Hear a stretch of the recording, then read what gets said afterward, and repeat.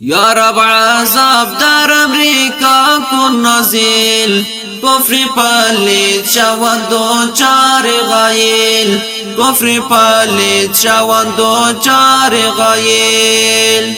انتقامی ملت غزه را گیر از آن دشمنان غدار و جاهل، از آن دشمنان غدار و جاهل.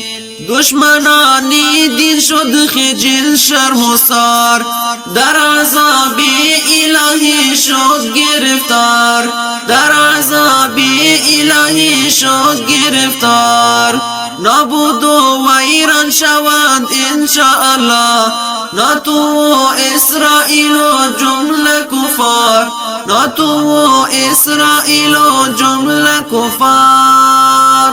دشمنان دین شد خجل شرمسار، در عذاب الهی شد گرفتار. نابود و ویران شود انشاءالله.